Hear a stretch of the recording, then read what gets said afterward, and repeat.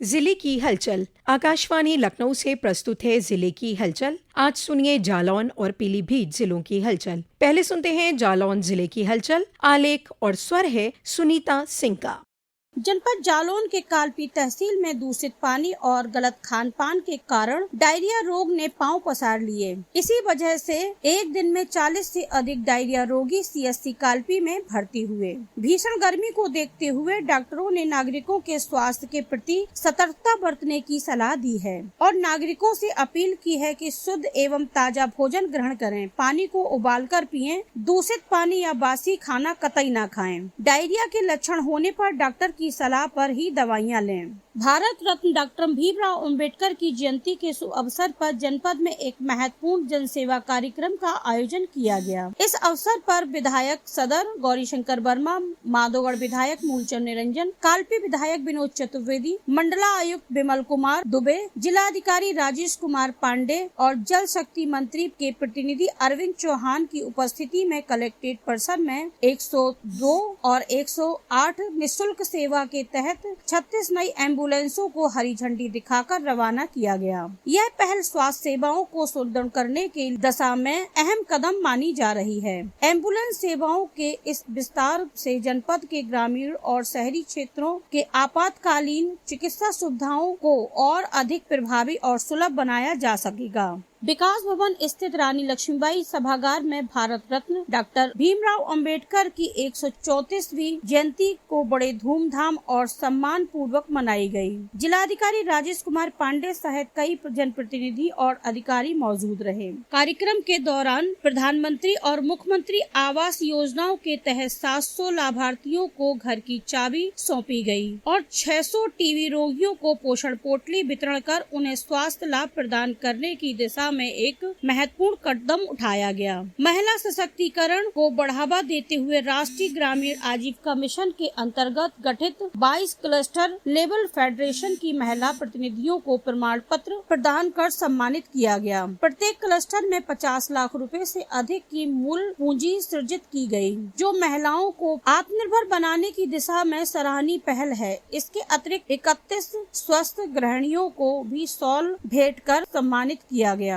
विश्व पृथ्वी दिवस के अवसर पर जनपद में पर्यावरण संरक्षण की दिशा में एक महत्वपूर्ण पहल करते हुए कलेक्ट्रेट परिसर में पौधारोपण कार्यक्रम आयोजन किया गया। इस अवसर पर जिलाधिकारी सहित कलेक्ट्रेट के अन्य कर्मचारियों की सहभागिता निभाई। कार्यक्रम के तहत सभी अधिकारियों एवं कर्मचारियों ने 5-5 पौधे रोपित किए और उन्हें संरक्षित रखने का संकल्प लिया। जिलाधिकारी ने अपने संबोधन में कहा कि पृथ्वी दिवस का मुख्य उद्देश्य लोगों को पर्यावरण और जल संरक्षण के प्रति जागरूक करना है। उन्होंने कहा कि यदि हम आज सजग नहीं हुए तो भविष्य में प्राकृतिक संसाधनों का संकट और गहरा जाएगा। यूपी बोर्ड के 10वीं क्लास के नतीजे में प्रदेश के टॉप 10 में से जनपद के 4 बच्चों ने जगह बनाई है। प्रदेश में प्रथम स्थान यश प्रताप सिंह, तीसरा स्थान सिमरन गुप्ता, छठा स्थान शिवानी तिवारी और 9वां स्थान रिया तिवारी ने प्राप्त किया। प्रदेश में टॉप करने वाले यश को 97.83% अंक मिले हैं। तीसरे स्थान पर रही सिमरन गुप्ता को 97.50% अंक मिले। स्कूल के शिक्षकों और सहपाठियों ने फूल मालाओं से सिमरन का स्वागत किया, मिठाइयाँ बांटी। क्षेत्र के गणमान्य लोगों ने और ग्रामीण भी बधाई देने उनके घर पहुँचे। कश्मीर के पहलगांव में आतंकवादियों द्वारा की गई जघन्य कायरना घटना में 27 निर्दोष पर्यटकों की निर्मम हत्या से पूरे देश में आक्रोश है। पूरे देश में जहां घटना को लेकर इन जघन्य कांड की निंदा तथा निर्मम जनसंहार के लिए जिम्मेदार आतंकवादियों को कड़ी कार्रवाई कर उन्हें समूल नष्ट करने की मांग की जा रही है, वहीं इस घटना में मृत लोगों को श्रद्धांजलि दी जा रही है। श्रद्धांजलि सभा में मोमबत्तियां जलाकर मृत आत्माओं की शांति हेतु 2 मिनट का मौन रख ईश्वर से प्रार्थना की गई। जनपद के अमीटा की होनहार बेटी कुमारी स्वाति ने जिले का नाम रोशन किया है। उन्हें थाईलैंड में 17 से 22 जून 2025 में आयोजित होने वाली एशियन पैरा बैडमिंटन चैंपियनशिप 2025 के लिए चयनित किया गया है। चयन बैडमिंटन एसोसिएशन ऑफ इंडियन नई दिल्ली के माध्यम से किया गया है। जालौन जिले की हलचल के बाद आइए सुनते हैं पीलीभीत जिले की हलचल। आलेख और स्वर है सतीश मिश्र का। अक्षय तृतीया पर पीलीभीत जनपद में भगवान परशुराम जी का जन्मोत्सव हर्षोल्लास से मनाया गया। जनपद भर में विभिन्न कार्यक्रमों का आयोजन करके भगवान परशुराम जी के आदर्शों पर चलने का संकल्प लिया गया। पूरनपुर में अखिल भारतीय ब्राह्मण महासभा के कार्यक्रम में केंद्रीय वाणिज्य उद्योग एवं सूचना प्रौद्योगिकी राज्य मंत्री व जिले के सांसद जितेंद्र प्रसाद पहुँचे और उन्होंने समाज के लोगों को संबोधित करते हुए एकजुट रहने की अपील की। हम लोगों के सम्मान में इतनी सीधी कमी नहीं आ सकती, मैं बता सकता। जहाँ कमी आती है वो आती है जब आपसी मतभेद हो जाता है, निजी स्वार्थ हो जाता है और समाज बिखराव दिखाई देने लगता है। जहाँ समाज में एकता होगी, इतनी क्षमता हम लोगों के पास है, इतना हमारे पूर्वज छोड़ गए हैं सम्मान कि हमारे ऊपर ना कोई हाथ उठा सकता है, ना कोई उंगली उठा सकता है। और कोई सरकार आए, ब्राह्मण समाज का अस्तित्व और महत्व कोई दरकिनार कर नहीं सकता, मैं आपको कह सकता हूँ। पूरनपुर विधायक बाबूराम पासवान, एमएलसी डॉक्टर सुधीर गुप्ता, नगर पालिका अध्यक्ष शैलेंद्र गुप्ता, ब्राह्मण महासभा के जिलाध्यक्ष आनंद मिश्रा, संरक्षक पंडित राम अवतार शर्मा, भाजपा जिला उपाध्यक्ष प्रफुल्ल मिश्रा सहित कई वक्ताओं ने भी विचार रखे। पीलीभीत जिले में अंतर्राष्ट्रीय मजदूर दिवस पर विभिन्न कार्यक्रम आयोजित किए गए। पीलीभीत, पूरनपुर और बीसलपुर में आयोजित कार्यक्रम में श्रमिकों को सम्मानित किया गया और उनके अधिकारों पर विचार व्यक्त करते हुए सहमति जताई गई।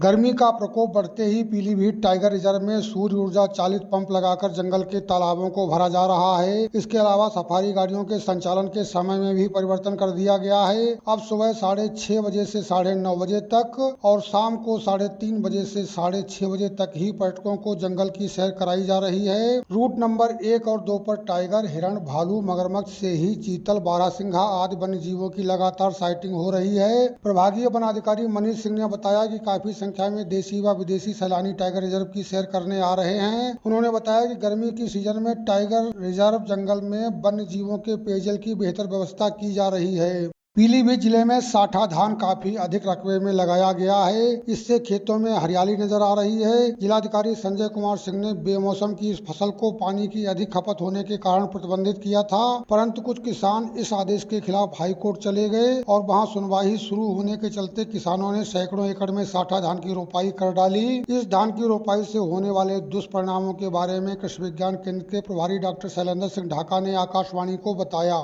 मुख्य खरीफ सीजन से पहले गर्मी के मौसम में लगाया जाने वाला धान किसी भी प्रकार से अच्छा नहीं होता है। इस धान को लगाने से एक तो भूजल का अत्यधिक दोहन होता है, जो कि आने वाले समय में कृषकों के लिए समस्या का कारण बन सकता है। इसके साथ साथ जब इस समय ये धान लगाया जाता है और उसके बाद फिर मुख्य फसल भी लगाई जाती है, तो इस धान में इतने सारे कीट और बीमारियों के लिए एक अनुकूल माहौल बन जाता है कि अगले आने वाली जो धान की मुख्य फसल है उसमें भी कीट और बीमारियों की संख्या बढ़ जाती है। और एक ही खेत में लगातार 2 बार एक जैसी फसल लेने से खेत की जो उर्वर क्षमता है वो भी कम हो जाती है। इस प्रकार से गर्मी में लगाने वाला धान, जिसे साठा धान या चैनी धान के नाम से किसान जानते हैं, बहुत ही गलत है और किसान भाइयों के स्वयं के भविष्य के लिए अच्छा नहीं है। इसलिए सभी किसान भाइयों से अपील है कि किसी भी दशा में गर्मियों वाले धान का अपने खेतों में रोपाई न करें और मुख्य खरीफ सीजन में बहुत अच्छी धान की फसल लेकर अधिकतम लाभ प्राप्त करें।